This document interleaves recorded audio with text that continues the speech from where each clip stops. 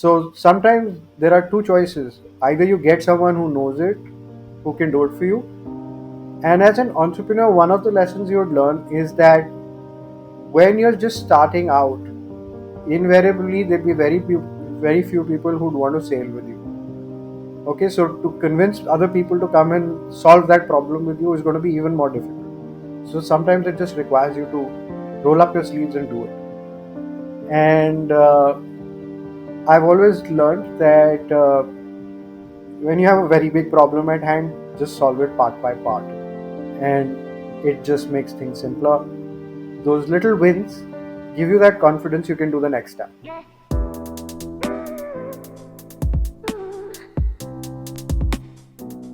A big hello and welcome to my show Unbound. I'm your host, Mamta. This is a space which is curated for people from different walks of life who have sailed through uncharted waters, and they are here with us to take a deep dive into their personal journey so we can find our inspiration and nuggets of wisdom.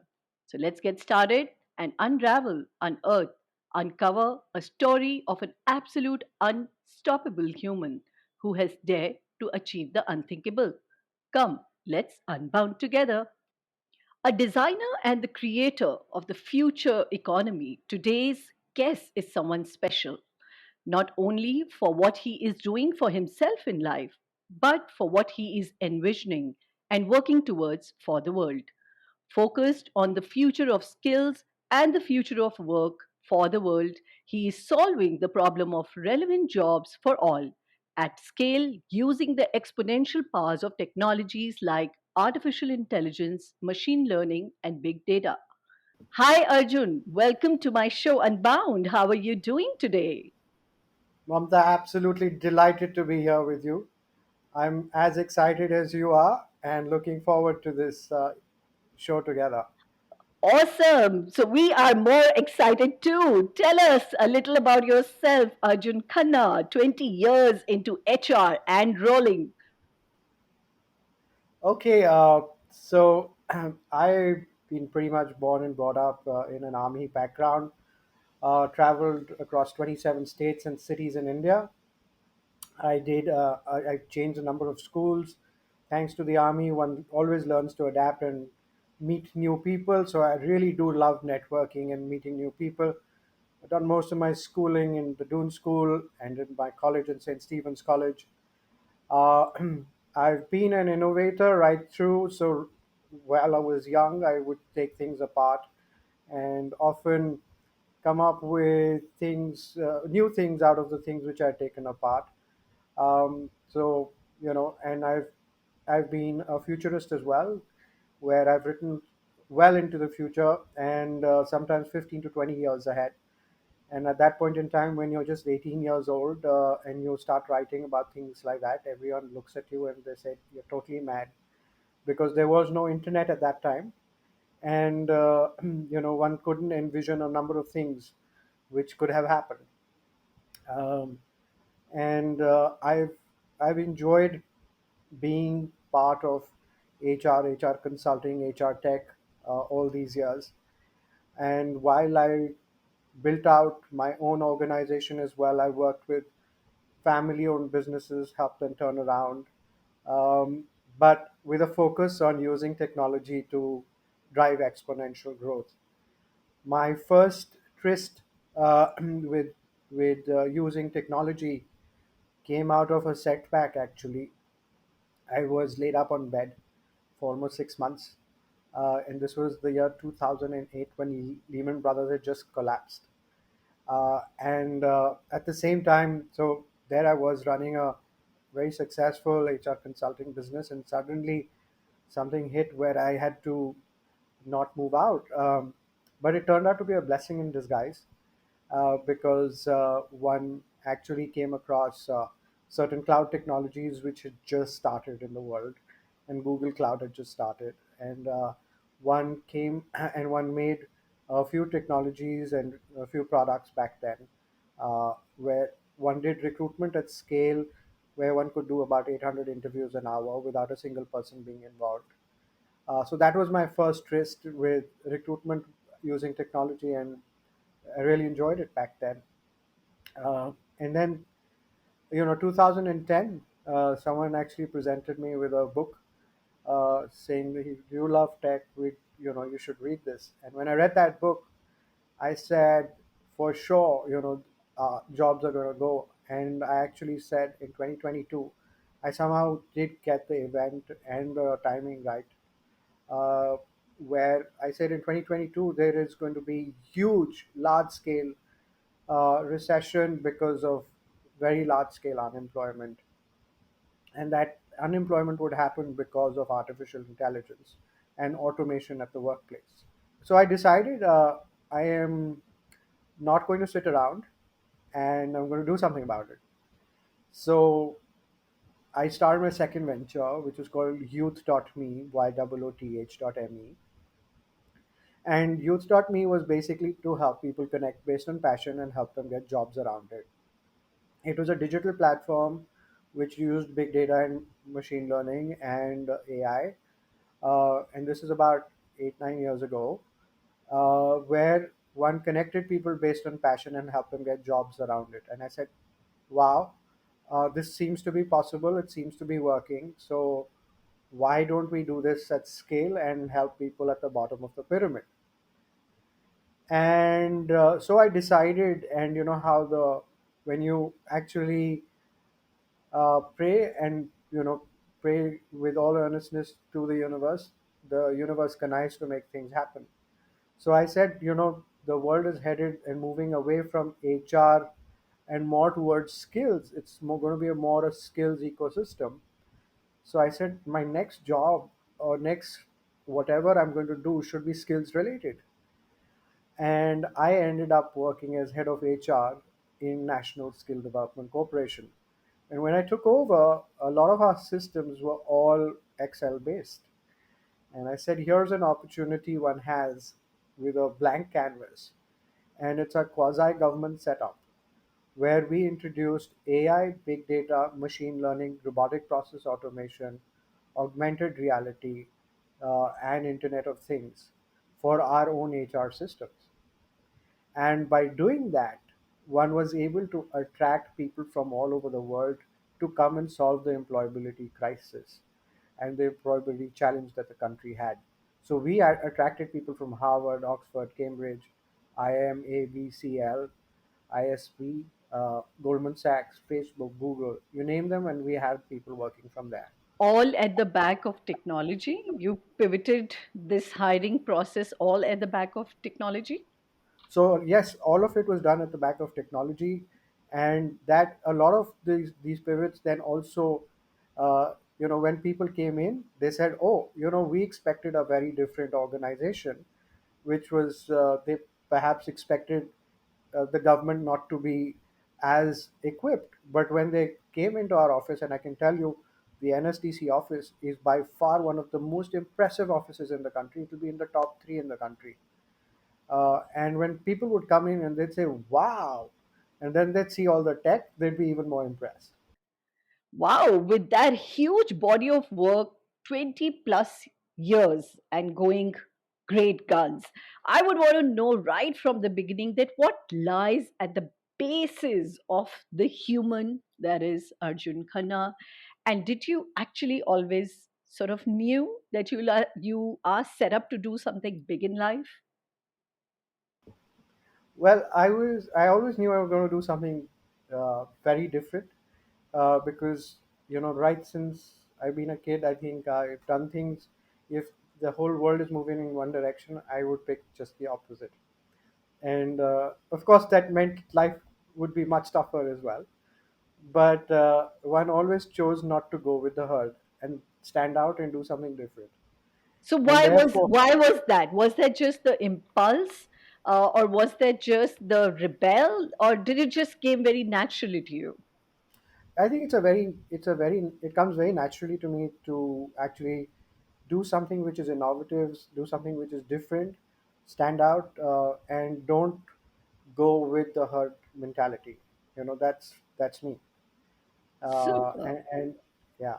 So, what are those real moments of transformation, your human experience, something which which has always worked like a eureka moment for you, and you know that from there on, you're not the same person? All right. So I think I've always believed that technology for me is very core to me, and whenever I look at technology, I always look at ways of how that can be used to help humankind, and how we can use technology to bring about change uh, in people's lives. And the moment I'm able to find that connect, and the moment I'm able to help people at the bottom of the pyramid, that's what makes me really happy. And that's what I'm driven by. Great. So let's jump to the next question, which is, of course, about your biggest fears while doing so many new, interesting, adventurous, and not the beaten path way things.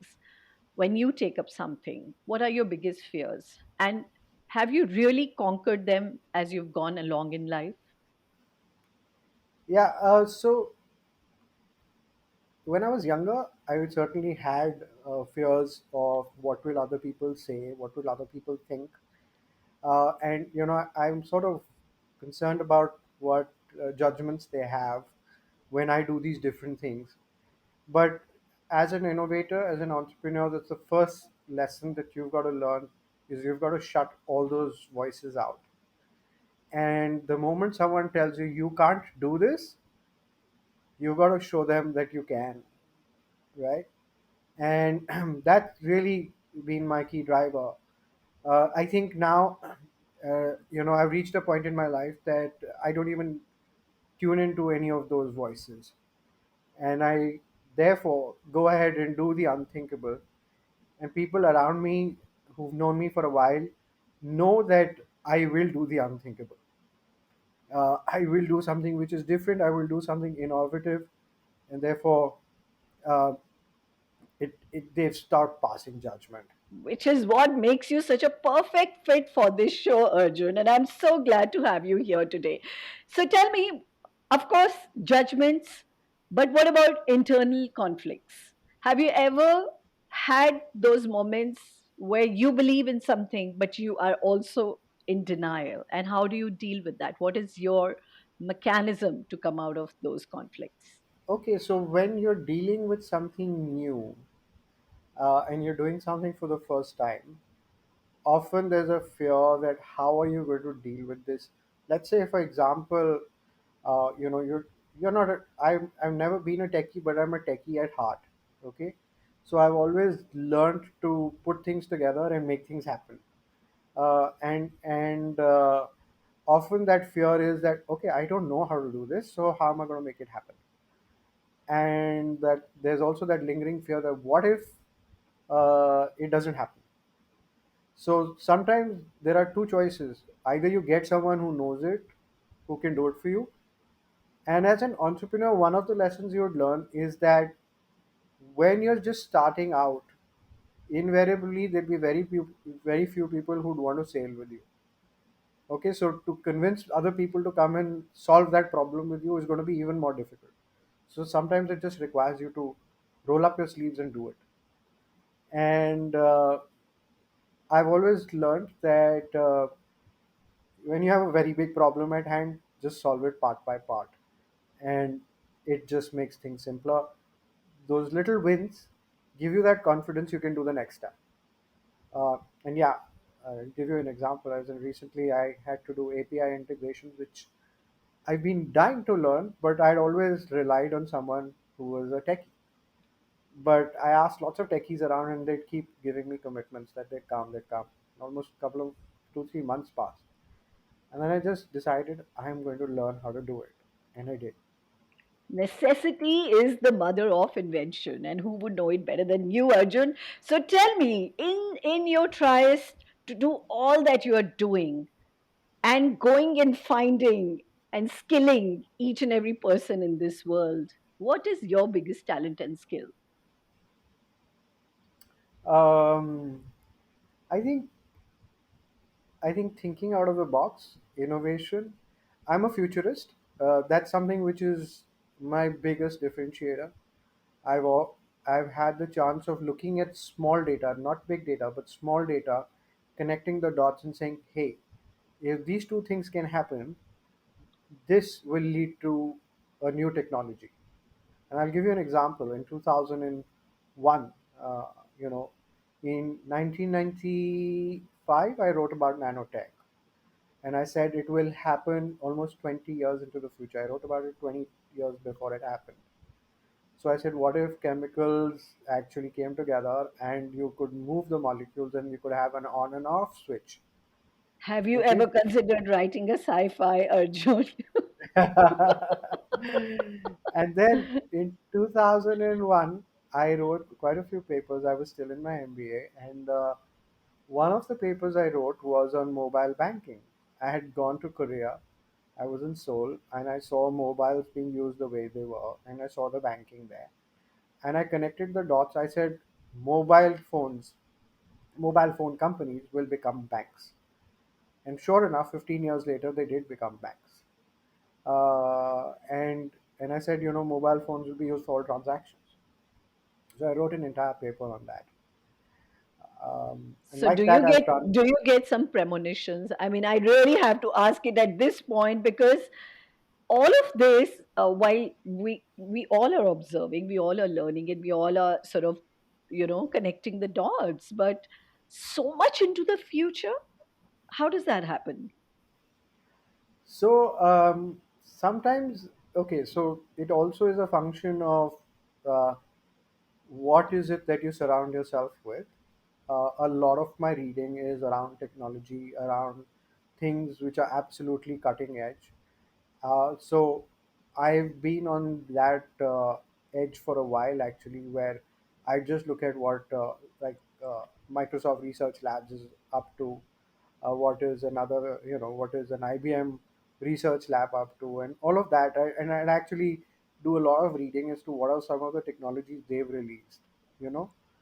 Uh, and then you connect the dots and saying, okay, this is a real world problem, and how can you connect the dots and make this happen? Something that you really want to wish to go back in time and change about this human form and life on the planet. Yeah, perhaps I'd probably like to roll back when I was about 21. I was passing out of college at that point in time, and I had two choices: either to go to become a CA or to join a tech company, which was one of the most high tech companies that I'd seen in India at that point in time, but it just happened to be another city. I just chose to go down the CA route because I have 32 CAs in my family. I said I can't really get that wrong. How did that happen, Arjun? I've caught you there because you're not someone who would go with the flow. Why did that Correct. happen? No, so you're right. I challenged myself. I said, I'm going to try. And it was one of the best firms in the world. So I said, let me give it a shot. So that was my challenge, whether I'd be able to get through. Hmm. But when I did, I realized about 1 year down the line, I said, CA is not, I'm not cut out to be a CA because that's not me. Yeah. How many times And have you regretted this decision? several times. And actually, I stepped out of that and I said, I am going to try something different. Because when I saw the teams used to work in silos, yeah, and I decided, I said, sport actually can bring them together. And again, connecting the dots, what happened was that at that point in time, Ranji players used to get only 500 rupees per match. So I said, what if corporates could play sport but help India to become a sporting nation? Yeah, so I actually came up with the IPL idea in 1999. And basically, it was the T20 format which I wrote out. And it was corporates. And the rule was that you had to have four Ranji players in your team. I needed six teams to break even. Okay, and I got a McKinsey, Nerulas, Hewitt, Coke. and NDTV, and most of the team said we will either sponsor you on media or we'll give you a coke. But I needed real cash to make things Hmm. happen because I had also gone to Foursquare, which was Lalit Modi's company. Okay. And I went to Lalit Modi and I said, I'm going to buy your Foursquare gear, but you have to give it to me at a discounted rate. Okay. And that's what I was going to use some of that cash for, to either to block the grounds and buy the Foursquare cricket gear, which one was going to give to those teams. Um but life didn't happen that way because I couldn't break even at that point in time. So that's when I decided to go and study further. Wow, ladies and gentlemen. So anything is expected out of his armor at any point. As I see him giving me sixers after technology, HR, now he has delved into sports also. And I don't know by the end of this show what more will I know. But I still have a volley of questions for you, Arjun. And I'm going to still come back to those. First the scripted ones and then the unscripted ones. so, Looking forward to it, Mamta. how do you see the future of humans in this technologically aided and orchestrated world? Okay, so there are two ways of looking at this entire situation that we are faced with. So with so much technology, so much artificial intelligence, chat gpt and the likes of that which have come, and it's only going to get more powerful, right? One way of looking at it is in saying, that's going to take away my jobs, and the other way of looking at it is that how can we use so much technology to solve so many problems that we have, that humans are dealing with, and therefore can this technology be used to solve those problems at scale? Okay. So it really depends on which direction we take, and I do believe that there is so much AI which is AI for good, that it will create a ton of abundance around us. We have some of the richest people are billionaires these days. The next generation will be trillionaires. Okay. Yeah. And all this technology will actually create more for the human, either in terms of the food that we eat, the variety that we have, the specificity of things that we want, the recommendations that we have, the pollution problems that we have. All of those will get mitigated with the use of technology at scale. And I'm actually working on the problem of using artificial intelligence to create 12 million jobs at the bottom of the pyramid in India. Can you repeat that? Did I really hear it right? 12 Yes, million jobs? 12 million jobs at the bottom of the pyramid in India using artificial intelligence and other technologies In which how will, many years? In how many years from today? I'm talking about 5 years from now.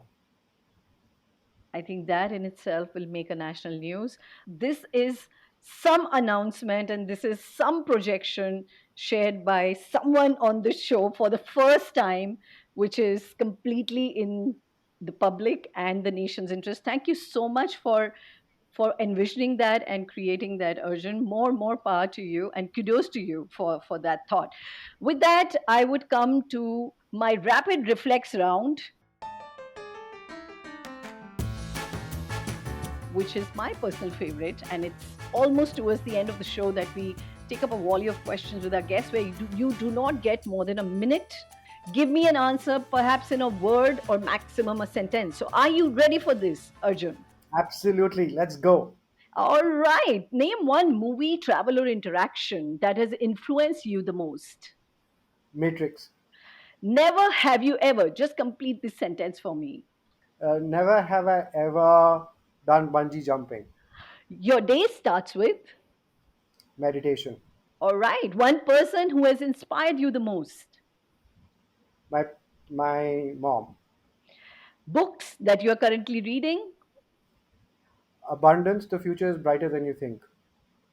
One big learning that COVID has been for you. Possibilities. Your mantra to deal with failures and mistakes. One word. Try again. Love to you uh, is uh, very happy moments, all right. Life to you challenges which need to be overcome with a smile, Punjabi to you lots of fun and bhangla ponda. and humor to you Oh, humor is innate to me actually. all right. Your day ends with, Reading, if not technology, then. um, traveling around If not this planet, then. Mars. Then tell us what's your JOMO, joy of missing out. Well, I actually like to do things which other people feel FOMO with. That aren't. All right. So do something new, something innovative, and people say, "I wish I could do that."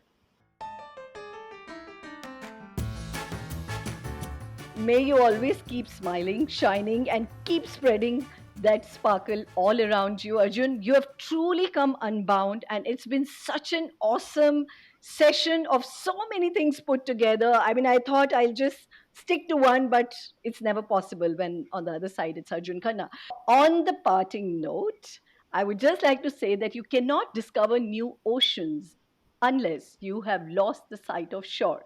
I really, really, really wish that you keep losing the sight and keep coming unbounded with your success, joy, vision, journey, and predictions to us. Thank you so much for being so awesome and unbounded with us. Well, thank you so much, Mamta. What a delight it has been to be on your show. You're so vivacious and with so much energy and bubbling with energy. It was difficult not to pass that on the other side. Thank you so much. Absolutely. Absolutely. And we would look forward to having more of you, maybe for a Punjabi session, maybe for a stand up comedy, all in a very, very futuristic way. Thank you, Mamta. You take care.